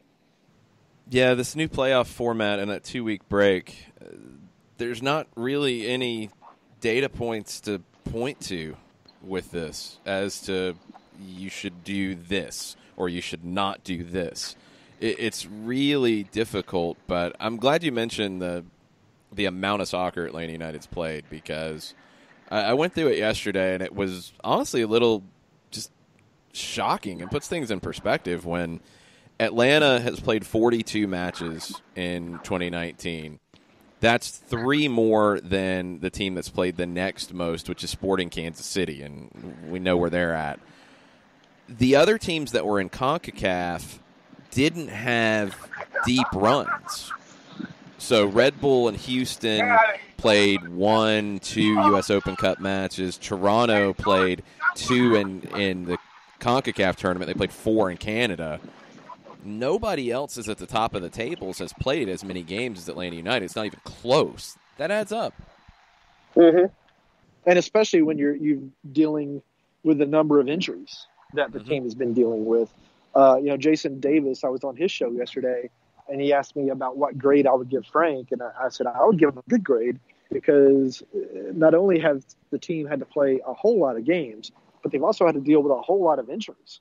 It's not like Frank could just say, okay, I'm going to plug you in and off we'll go. It hasn't been that way at all. So I think he's made a lot of good decisions. But again, going back to the original point, I think that's why the team just hasn't looked like itself the past few games. If I were Frank, I would probably these last 2 games go with a lot of the guys that just don't have a lot of experience and let the starters just kind of chill. Just so they can kind of maybe get back into a good place if they aren't for the playoffs and give themselves the best possible chance to win. But they're athletes and they're competitors and they want to win and they want to win everything they can. So we'll see. And then, we got into this with Mike and we talked about it in the first hour, the playoff format of the one-off. What's your thought on the postseason looking the way that it is? Instead of 180 minutes, it's ones and ones and ones and ones. Yeah, I'm very un-American in this. I don't really like playoffs, particularly in sports seasons that are so long and so many games already. I mean, baseball, you play 162 games, and how many teams get into the playoffs? NBA, you play 82 games, and how many teams get into the playoffs? It doesn't make a whole lot of sense to me. So I guess if you're going to have playoffs, 1-and-1s are probably the best way to do it and reward the teams that finish with the better records with home field advantage. So I guess I like this more than I've liked the previous versions of the playoffs. I just don't like the chaos in it, and I really don't like the lack of reseeding. That's probably my biggest issue overall with it is you could get a 6-7 conference semifinal, and one has to play 4, and that feels weird to me. I think reseeding, if you're going to do it, is a must. Yeah, I would agree with that. That's a really good point. So it's taken all season, but I finally think Jason has made a really good point. So that's fantastic. I will take my one good point, and I will take it to Poutineville on Sunday night. You know I'm kidding. You make all sorts of good Everybody's points. going to Every Poutineville. conversation we have. Nah. Every conversation we have. You are the man. Nah. Let's see how this goes on Sunday. If you're looking at a player from Atlanta who, if Atlanta comes out with 3 points, who steps up for Atlanta after what we saw this past week? Vasquez. Okay. I think Vasquez steps up. I thought he got into some good positions against NYCFC. He wasn't able to finish them. I think that's more of a sign of rust and just a lack of meaningful minutes in league games this year. But I think if Atlanta United is going to win, he's going to be the guy. People disagree with me. Some people, I like Vasquez a lot. I think he's going to be a heck of a player if he can just get consistent minutes with some team. I don't see how it's going to be Atlanta United with Joseph. That doesn't mean I think they're going to trade him or anything like that. And then on the flip side for Montreal, who do you think worries you the most? Oh, did I do something wrong? There, he's back. No, he's back. Did I do something wrong? No. Nope, it's all good. Did I get cut off? What did y'all hear? At the end of it about Vasquez, you said you didn't think that Atlanta would trade him, but there's just not really a spot with Joseph and his playing. Yeah. So, I think he's got a fantastic skill set. I think he's going to be a heck of a player. He's just got to get minutes, whether it's Atlanta United or maybe somewhere else. And then, Doug, on the flip side for Montreal, who concerns you the most? Is it the same kind of the house money guys that we've been staring at, the Ty Dares and Piattis, or is it somebody else on the board? Yeah, just the house money guys, the same guys they've had to rely on the whole time. They're a weird team, and I don't quite understand what happened with Guard and Cabrera at the beginning of the season, but Cabrera could have the dubious distinction of dragging two teams out of the playoffs as manager this season, which is really weird, but it's possible. Yeah, 4 losses in his 5 in Montreal. Doug, I know you're probably getting busy to head over to talk to Frank, so tease anything you want to tease over at AJC.com. Well, I'll have a story about player availability / injuries as soon as we talk to Frank. Ask him about Joseph and Barco and Gressel and those guys. And then if we get to talk to Barco today, and we're hoping, probably a little story about him and just is he frustrated with how this season has gone after it started so well, or where is he at mentally? And then just kind of talking to Frank about how do you approach this game on Sunday? Do you go with the usual guys? Do you go with the fresh faces? What is the approach, especially considering, the poor performance in the first half against NYCFC? Awesome. Make sure you're following Doug Robertson, AJC, and Atlanta United News Now. Atlanta United News Now on Facebook, Doug Robertson, AJC on Twitter. He'll be tweeting what Frank is saying, probably coming up any minute now. So be ready for that. Thanks, Doug. See you in Montreal. Thanks, guys. Be good. We're going to take our final break, come back and wrap up with any thoughts you guys have out there listening on Twitter at Soccer Down Here. We'll be right back. Looking for future leaders we can trust and believe in? Look no further than the high school student athletes right here in Georgia. High school sports teach young people how to be effective leaders. It begins by making their grades and being on time for practice. It includes learning to listen, following directions, accepting responsibility, being a good role model. And it's about respect for officials, opponents, the rules, and each other. The result? It transcends sports. It gives us hope for the future. High school sports. There's so much more than just a game. This message presented by the Georgia High School Association and the Georgia Athletic Directors Association.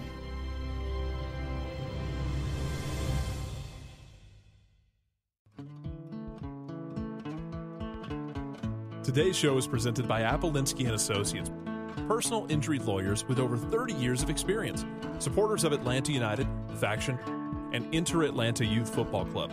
If you've been hurt in a wreck, contact Steve today at steve@aa-legal.com or call in 24/7 at 404-377-9191. The initial consultation is free. We know that every driver is different, and a one-size policy does not fit all. That's why Country Financial offers a variety of discounts, so you get the coverage you need and the savings you deserve. From good driver to good student, multi-policy to multi-car, we've got a discount to suit every driver. Call Jason Wright at 678-568-6871 today to see what you could save. On Facebook at Jason Wright Agency or by phone at 678-568-6871. Discounts vary by state. Policies issued by Country Mutual Insurance Company, Country Preferred Insurance Company, or Country Casualty Insurance Company, Bloomington, Illinois.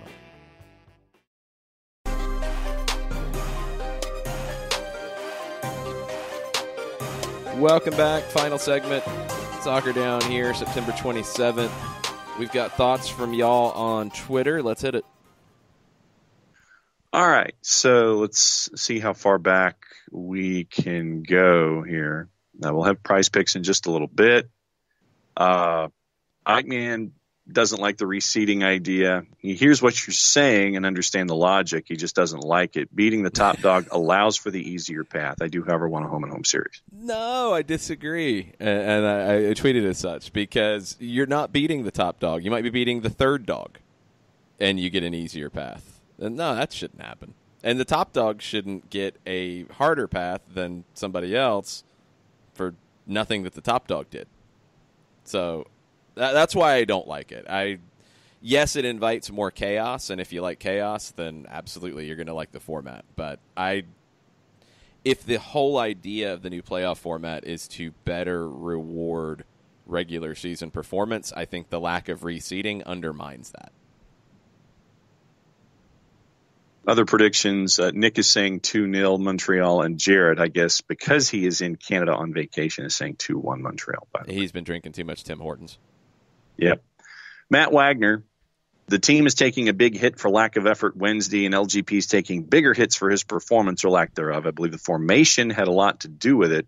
LGP clearly isn't ready to play the right, and I'm not sure what to think of Pogba lately. See, I have to disagree with some of this. Lack of effort, I think, is unfair. LGP playing on the right side of the back line in that shape, they're 3-1. That was the only game they've lost. The last 3 times LGP played on the right side and it was Pogba on the left, those games were at Portland, at Orlando, and the Open Cup final. Those were the last 3 times that trio played in the back, Pogba, Robinson, LGP. So they're 3-1 in that. So LGP, I think, and we went through it yesterday in a little more detail, I think he is better on the left. I agree with that. But that trio and that group, it's worked before. And the formation, it's the same formation they've played since the Houston match.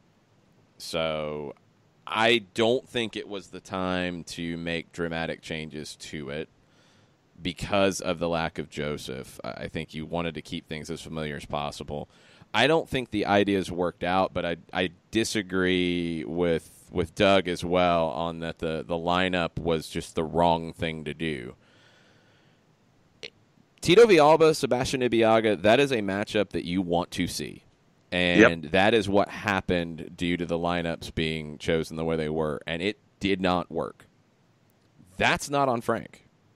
I don't think that's on Frank. Tito Villalba is a player you expect to beat Sebastian Ibeagha 1v1 on a regular basis. He couldn't do it. 1 out of 7 times dribbling at Ibeagha. That's it. That's not good enough. Merrim was 0 for 4, so it didn't really work either that time. Ibeagha won everything on that side of the field, and if you look at the numbers, if you look at him being a center back playing right back, it shouldn't happen. I don't think it's a lack of effort. I think New York City was the better team, and they punished the mistakes Atlanta made. Atlanta didn't get a goal early. They did have some chances in the first 15. It wasn't dominant from NYC up until the first goal, but I don't know what other options you had. If Gressel wasn't available due to injury, the option is Escobar. That means you go to the back line that you've had with Pogba, Robinson, LGP that had won 3 matches for you, that had played 3 times in a row. I think the bigger picture for me is just the overall lack of consistency in the back because of injury and yellow card and red card suspensions. That trio of games, Portland, Orlando, Open Cup final, is the only time since Houston that you've had the same three center backs in 3 games in a row. That's it. You haven't had that any other time in this run since the Houston match. That's difficult. You get miscommunication. Things happen. And you lost to a good team in their house. It does happen. You can do everything right, and you can still get beat in that situation. Dan Murphy, going back to his Pitti versus Matricia comparison, his point wasn't a stat analogy, but more the notion that when is Pitti going to get hot at some point in the season? Your form will get to a few 8 to 10 performances. He's hovered between a 4 and a 7 all year. We need one now! ! I wasn't. Yeah, sorry. I think I focused on the stats maybe a little bit more than I should have. I was trying to say that they're not the same player, and that does factor into it. Matrica is far more likely to have a hat trick game than Pitti Martinez, and when you have a hat trick game, you're going to have those 8 to 10 performances. I think saying Pitti's hovered between a 4 and a 7, I disagree with that. I know I might be in the minority on that, and I know there are plenty of people who are saying that Pitti has been a bust and bad and all sorts of things that I disagree with. I think he has been, when his average, according to who scored, is a 7, I think that's where he's been this season, because that's his average for the year. I think to say he's been averaging between a 4 and a 7 or hovering between a 4 and a 7 is harsh, but some people see Pitti that way. I think 9 assists. I think the goals he's gotten, you'd like to see a couple more. You'd like to see a couple more assists. But I think it's harsh to say that he has not been performing this year. Has he had a breakout takeover game? Not really. He hasn't. But his role, and that was why I mentioned the statistics and mentioned assists versus goals, because Pitti is a player who is creating opportunities for others far more than he is scoring a bunch of goals. It's a little bit harder to have a takeover game if you are setting others up as opposed to scoring the goals at the end of it. Just a different position on the field, different setup. So I don't think it's really, if you want to compare Pitti and Maxi Morales, that's a more likely comparison about form and quality and impact and those sorts of things. And Maxi has been the best player in that position this season. He's had one of the best seasons in MLS history in being that creator, and that's where you want to see Pitti get to. We're caught up on Twitters, and so Daniel Price has his prize picks for the weekend. Well, let's hit the board on myprizepicks.com, Prize Picks app on Android and iOS. Carlos Vela, 13.5. Big number in Minnesota. Zlatan, 12.5 against the Whitecaps. Vaco, 7. Diego Rossi, 5.5. Mauro Manota, 6.5. Kai Kamara, 5.5. Wayne Rooney, 4.5 at Red Bull Arena. Daniel Royer, 7. Diego Valeri, 6. Pitti Martinez, 5.5. Eber, 8. Don't know if he starts. Valentin Castellanos, 6.5. Chris Wondolowski, 7. Kasper Shabilko, 6. Albert Ellis, 6.5. Darwin Quintero, 6. Goals are 5. Assists are 3. Shots, 1. Shots on goal, 1. You get dinged for yellows. You get dinged even more for red cards. And the player has to start for their pick to count in your pick. The ones that jump out to me, I would go under on Vela. Yep. I would go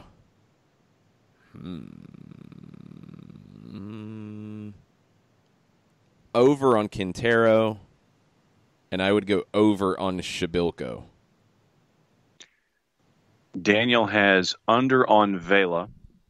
He says goals got to come from somewhere. Over on PT at 5.5. Good. Yep. And he's saying over on Zlatan, 12.5 at home, and it's Zlatan. It's such a big number that I'm a little wary, but yeah, if I had to pick it, I would go over against the Whitecaps. Absolutely. And he's also got Eber with an 8, away with the depleted NYCFC. Doubt he finishes if he starts under. I don't think he starts. That's why I would leave it off the board. Castellanos at a 6.5. That one is a little more appealing. I'm kind of leaning Wando with the over as well. Yeah. So Wando, Tati over, Vela under. No, I said Vela under. I said Quintero over and Shabilko over. Castellanos and Wondolowski are my maybes, and I would go over on both. Okay. So there you go. And if you want to pair it up with esports, I'm down with Sam for Soccer 2 over on the 39.5 because he likes soccer, so he's going to blow it up.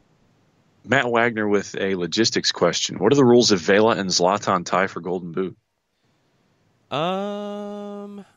I believe assists decide who gets the actual Golden Boot trophy. That's a good question. Let's see if there is an answer for it. Yes, ties broken by assists. I was correct.